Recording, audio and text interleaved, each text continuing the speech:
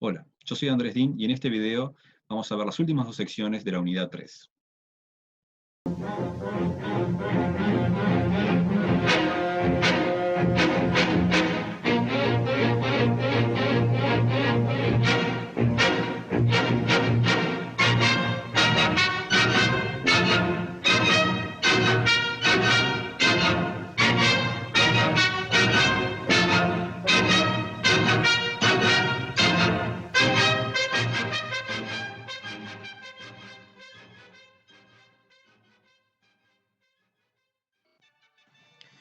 En las secciones anteriores vimos cómo los agentes toman sus decisiones a la hora de decidir cuánto trabajar. En otras palabras, cuánto tiempo dejar libre para tiempo libre, para ocio, y por otro lado, cuánto poder consumir otros tipos de bienes u otras cosas que valoran, para las cuales tienen que sacrificar parte de su tiempo libre si las quieren obtener. Vimos el caso de Alexei, un estudiante que tiene que decidir qué es lo que quiere disfrutar más o en qué cantidades de cada cosa, si más tiempo libre o mejores calificaciones.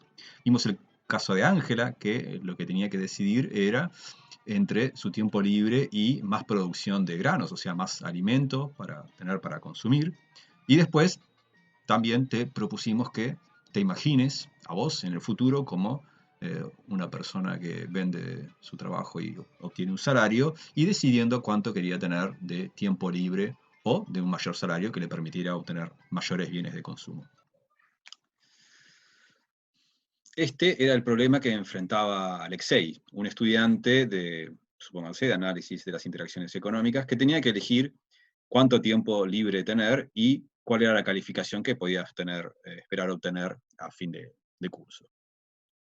Un problema similar era el que enfrentaba Ángela, solo que ella, en vez de tener que elegir cuánto tiempo destinar a tiempo libre y cuánto a estudiar, tenía que elegir cuánto destinar a trabajar, y eso le permitía obtener una mayor cantidad de grano durante la producción. Esto nos había permitido analizar qué era lo que pasaba con las decisiones de tiempo de trabajo y tiempo libre cuando aumentaba la productividad este, de este tipo de actividades. Y después, en tercer lugar, les hemos propuesto que se imaginaran a ustedes mismos siendo asalariados, personas asalariadas hoy en día o en el futuro. El problema es similar, lo que estamos y eso lo resumíamos en este gráfico. Ustedes tenían que elegir entre una cantidad de tiempo libre, que podía ser destinada al ocio,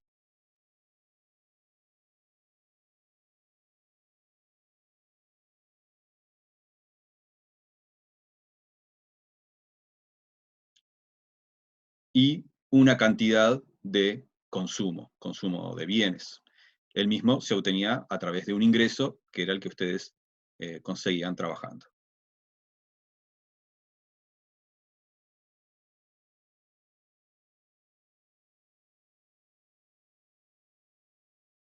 Obviamente, altas cantidad de tiempo libre implicaban un ingreso muy bajo y por lo tanto bajos niveles de consumo.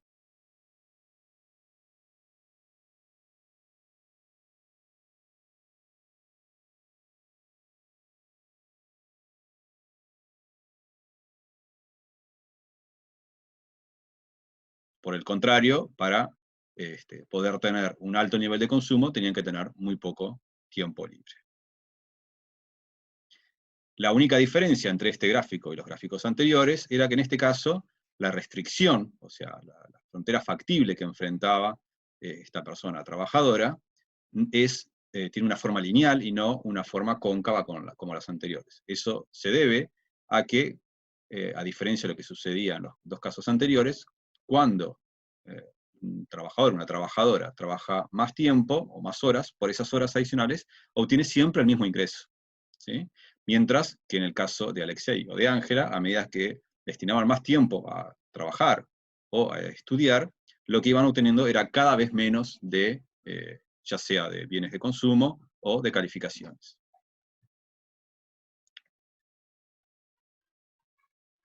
Lo que nos vamos a preguntar ahora es qué tan bueno es este modelo. O sea, vamos a ver qué elementos se le pueden criticar a la hora de que nos sirva para explicar la cantidad de horas trabajadas que se observan promedio en distintos países hoy en día o en distintos momentos del tiempo.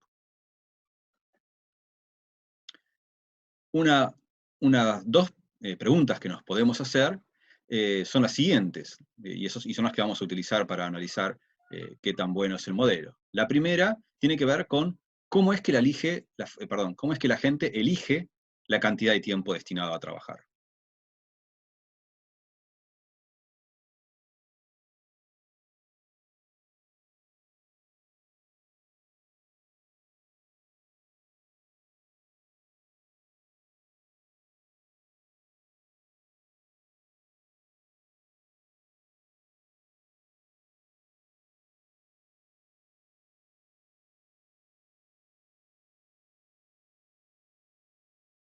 Las personas eligen cómo asume el modelo, cómo supone el modelo haciendo este tipo de cálculos, y si no lo hace, ¿puede ser útil el modelo para nosotros, a pesar de que asuma formas que tal vez no son la manera que nos parece o sería realista pensar que la gente realmente utiliza para decidir cuánto tiempo trabajar? Una segunda pregunta que nos podemos hacer tiene que ver con, bueno, ¿qué sucede con otros factores que explican las elecciones de las personas, ¿sí? Sobre cuántas horas trabajar, y que tienen que ver con restricciones legales, ¿sí? O características culturales, o el poder de negociación de empresarios y trabajadores en la determinación de las características del empleo, de los puestos de trabajo que existen realmente. Todos estos elementos no son tenidos en cuenta en este modelo, y de nuevo podemos preguntarnos, bueno, ¿qué tan bueno es el modelo si no toma en cuenta estas cosas? Y después, en tercer lugar, pero eso es en el video siguiente, lo que nos vamos a preguntar es qué tanto el modelo nos sirve para explicar los niveles, los niveles que efectivamente se han observado hoy en día y en el pasado, en las cantidades de horas trabajadas de las personas y los ingresos o salarios que perciben. Entonces vamos a comparar en un mismo país en dos momentos del tiempo, si el modelo nos sirve para explicar esos cambios, y después también para ver si el modelo nos puede servir para explicar las diferencias entre países. Entonces, una primera objeción que puede surgir tiene que ver con la forma en que las personas deciden cuánto tiempo destinar al trabajo y cuánto a tiempo libre. El modelo nos dice que la mejor elección es el nivel de horas que surge, o de horas de estudio de trabajo que surge cuando la pendiente de la frontera factible se iguala a la pendiente de la curva de indiferencia. Ahora, yo no sé ustedes, pero yo no conozco a nadie que elija cuántas horas destinar a trabajo o estudio, utilice este tipo de razonamientos. No, supónganse que ustedes son estudiantes, supónganse, no, ustedes son estudiantes de esta materia, pero supónganse que tienen que decidir cuánto tiempo van a destinar a estudiar, ¿sí?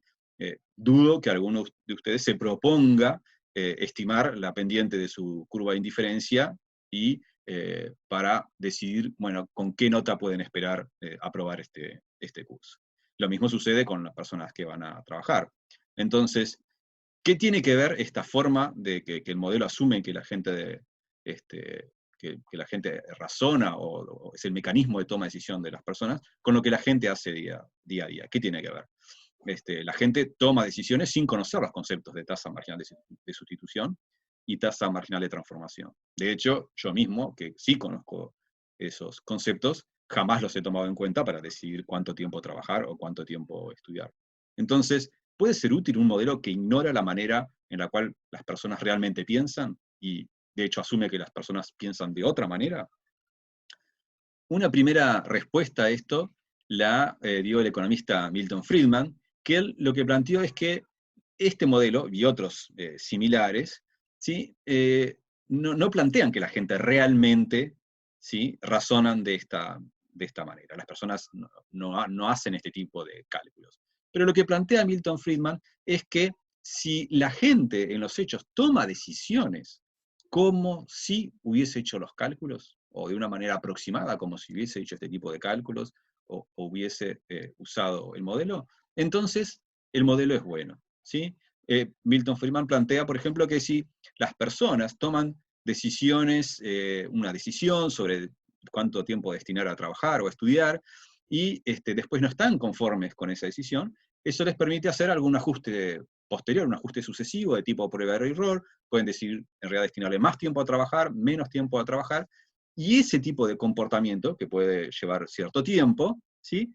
es similar a una situación en la cual las personas estarían ubicándose en distintos puntos dentro de su conjunto factible, y ese tipo de movimientos de ajustes sucesivos y de prueba de error es como si de a poco se fueran acercando a ese punto óptimo que nosotros habíamos calculado.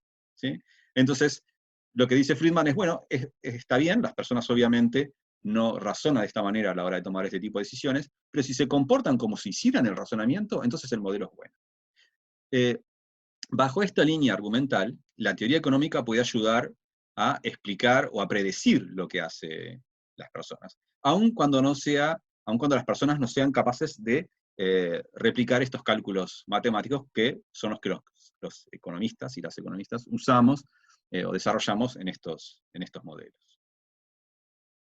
La segunda objeción, ¿sí?, tiene que ver con la pregunta motivadora inicial que nosotros nos habíamos planteado cuando arrancó la unidad 3, que tenía que ver con los efectos que genera un incremento de la productividad sobre la calidad de vida de las personas.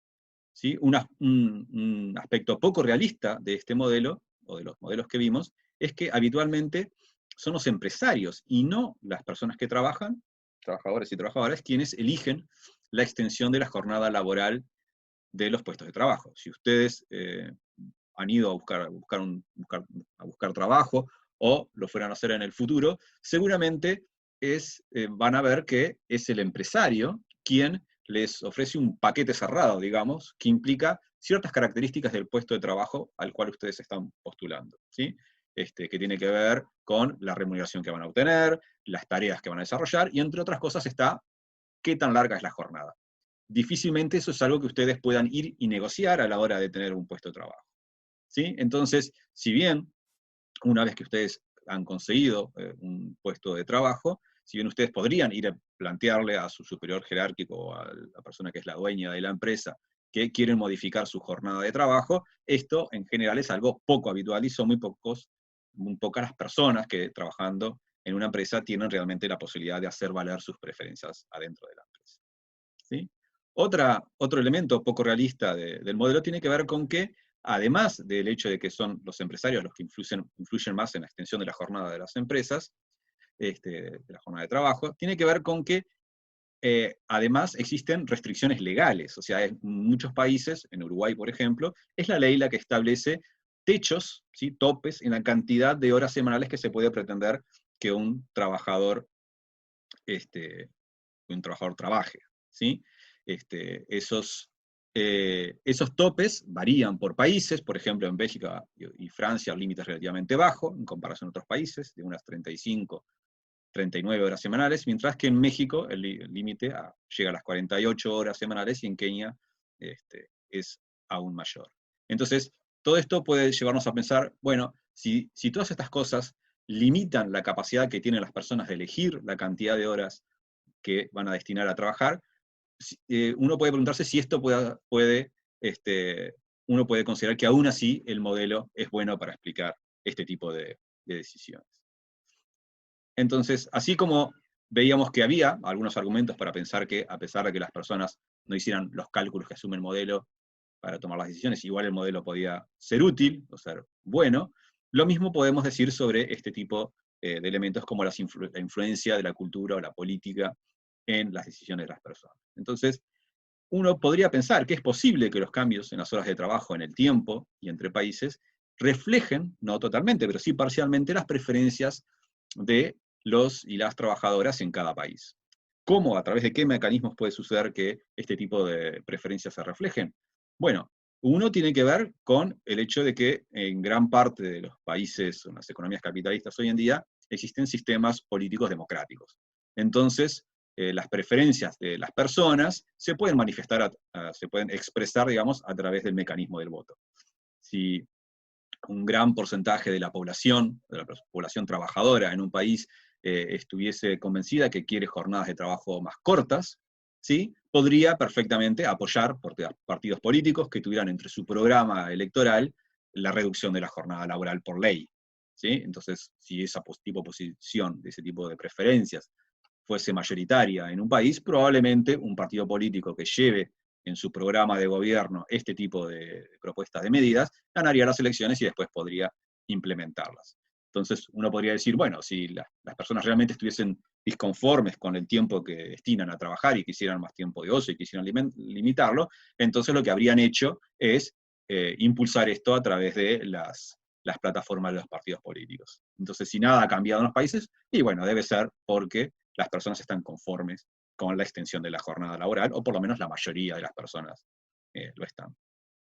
El segundo mecanismo a través del cual las personas pueden influir en la extensión de la jornada laboral, ¿sí? No a través de la ley, pero sí a través de los contratos que las personas firman con su empleador, o sea, con los dueños, las personas dueñas de las empresas, tiene que ver con la existencia de sindicatos y procesos de negociación, no ya entre el trabajador o la trabajadora aislada con la persona que es la dueña de la empresa, sino con el conjunto de trabajadores de la empresa. Debido a que, obviamente, esa negociación individual de una trabajadora sola con la dueña de la empresa puede, puede poner digamos, al trabajador o a la trabajadora en una posición de mucha debilidad a la hora de negociar. Tiene muy poco poder de negociación. Ahora, si todas las personas que trabajan en una empresa se juntan y forman un sindicato, ese poder de negociación es mayor.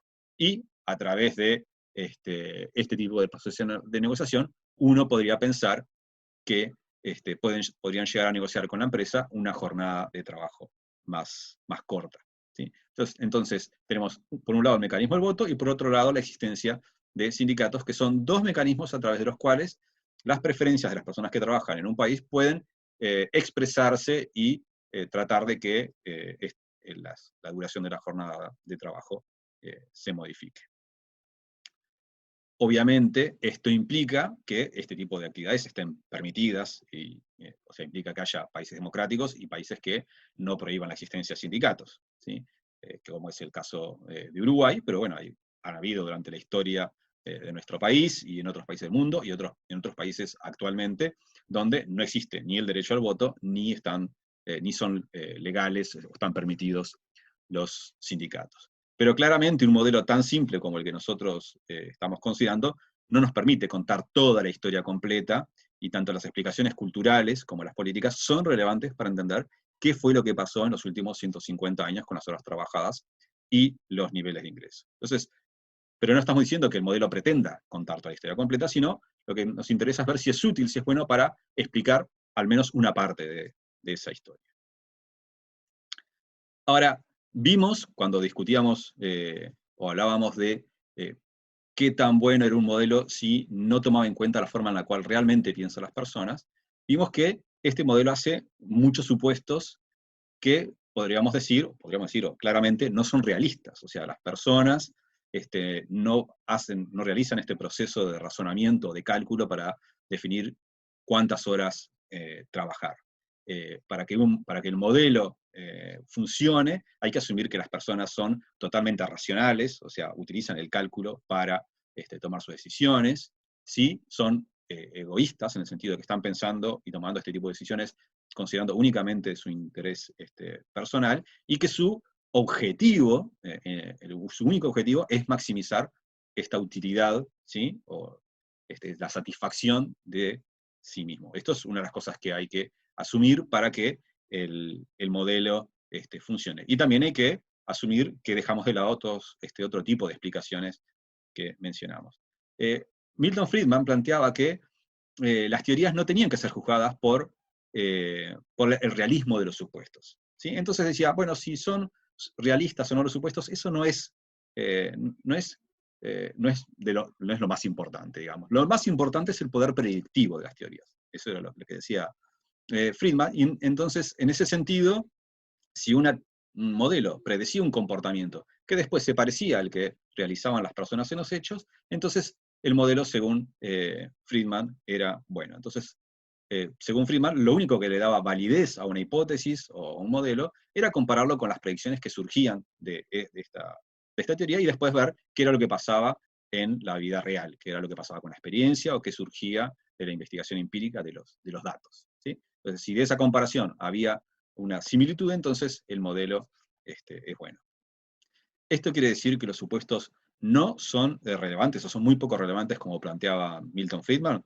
Bueno, esto es algo que está muy discutido es algo muy discutido entre los economistas hoy en día, y hay varios argumentos razonables para pensar que la relevancia de los supuestos, perdón, el realismo de los supuestos puede ser muy relevante, ¿sí? Algunos ejemplos de eso tienen que ver con cuando alguien, o cuando nosotros nos preguntamos, o tratamos de extender, ¿sí?, las predicciones del modelo a otro tipo de situaciones distintas a las que se consideraron cuando el modelo fue originalmente desarrollado. También cuando vemos que estas predicciones fallan, cuando vemos que un modelo falla, una de las primeras cosas que deberíamos cuestionarnos es cuáles son los supuestos que están atrás y si esa falta de realismo de los supuestos explica parte del fallo de la predicción de estos modelos.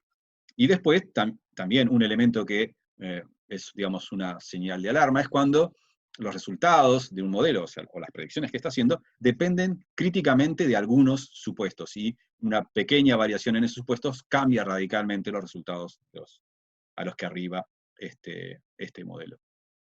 En tercer lugar, también es sumamente relevante distinguir qué tipo de supuestos hay atrás de un modelo, ¿sí? Por un lado, hay supuestos centrales en los modelos, como es el ejemplo de la maximización de utilidad, que nosotros asumimos en nuestro modelo. Suponíamos que Alexei, Ángela o ustedes mismos, ¿sí?, están todo el tiempo preocupados por maximizar su utilidad personal, ¿sí? Eso es un supuesto central, y es algo relativamente más sencillo cuestionar cuál es el rol de ese supuesto en las conclusiones del modelo. Pero después hay otros supuestos que son auxiliares, que facilitan la deducción lógica del modelo, como por ejemplo los supuestos de tipo ceteris paribus, ¿sí?, y que sería deseable que los modelos no dependan críticamente de la existencia de estos supuestos. En otro elemento por el cual uno podría eh, cuestionar la postura de Milton Friedman tiene que ver con la pregunta de si lo único relevante de un modelo es su carácter predictivo, ¿sí? Por ejemplo, puede haber modelos o hipótesis que tengan un poder predictivo importante, pero que después no sean capaces de explicar por qué está sucediendo determinado fenómeno. Por ejemplo, es común, se sabe que después de un rayo se escucha un trueno, ¿sí? Y si un modelo predice que después de un rayo viene un trueno, la predicción va a ser correcta, pero eso no quiere decir que esa hipótesis me esté logrando explicar por qué después de un rayo viene un trueno, perdón, ¿sí? No necesariamente eso implica que esa hipótesis sea buena para explicar por qué suceden las cosas. Y por el otro lado, puede haber otras hipótesis que sean muy buenas para analizar y explicar algún fenómeno, pero que después tengan muy poco poder predictivo o no tengan ningún poder predictivo en absoluto. Este es, por ejemplo, el caso de la teoría de la evolución de Darwin. No sé si todos ustedes o alguno de ustedes lo conoce, pero la teoría de la evolución de Darwin planteaba muy esquemáticamente algo así como que dentro de una comunidad o una especie integrada por distintos individuos, cada tanto nacía una persona con alguna mutación. Esa mutación se daba aleatoriamente, o sea, podía ser cualquier cosa. Si esta mutación, este cambio en las características de ese individuo, hacía que fuera más probable que sobreviviera, ¿sí?, eso iba a hacer que fuera más probable que transmitiera esa nueva característica a las generaciones futuras. Tanto porque era más probable que estuviera vivo más tiempo, ¿sí?, y no no muriera, digamos, y también porque era más probable que lograra reproducirse, ¿sí?, y tener descendencia, entonces esas características se transmitían a las generaciones siguientes. Este tipo de mutación aleatoria y después el proceso de selección de cuáles son las mutaciones que mejoran la sobrevivencia de la especie y por lo tanto hacen que se empiece a extender hacia otros individuos de una especie, son los que explican, ¿sí?, la evolución y los cambios que en el tiempo se dan dentro de una especie o que hace que las especies vayan cambiando. Entonces, una explicación muy esquemática de la teoría de la evolución de Darwin, pero una de las características de esta teoría es que tiene muy poco o nulo poder predictivo. O sea, es muy buena para explicar qué fue lo que pasó en la historia de la vida sobre el planeta Tierra, pero no nos dice nada sobre cómo pueden evolucionar las distintas especies en el futuro, ¿sí? Ya que las mutaciones que pueden aparecer, ¿sí? Son totalmente aleatorias. No podemos decir, esta teoría no nos sirve para decir, por ejemplo, si los seres humanos no sé, dentro de 500 años, 1000 años, 10.000 años, van a tener algunas características anatómicas o fisiológicas distintas a las que tiene ahora, o vamos a saber que alguna va a ser distinta, pero no tenemos ni idea de en qué dirección pueden ir.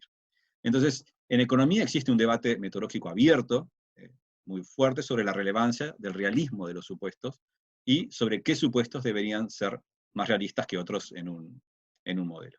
En los capítulos que vamos a ver más adelante, la unidad 3, pero también en la unidad 4, la 5 y en la 6, vamos a ver que dentro de los modelos vamos a seguir haciendo supuestos y vamos a ver además cómo el cambio de estos supuestos alteran las conclusiones de los modelos que vamos a ir viendo. En el video siguiente vamos a seguir preguntándonos qué tan bueno es este modelo, pero para ello lo que vamos a hacer es comparar, ¿sí?, las conclusiones de nuestro modelo, el mecanismo de razonamiento de nuestro modelo, con los cambios que se han dado en algunos países en la cantidad de horas trabajadas y los niveles de ingresos que se observan, ¿no?, de salarios, ¿sí?, con el cambio histórico, digamos, en algunos países, y además para comparar qué es lo que pasa con las horas trabajadas y los niveles de ingresos o salarios entre distintos países en el mismo momento del tiempo. ¿Sí? Bien, nos vemos en el próximo video.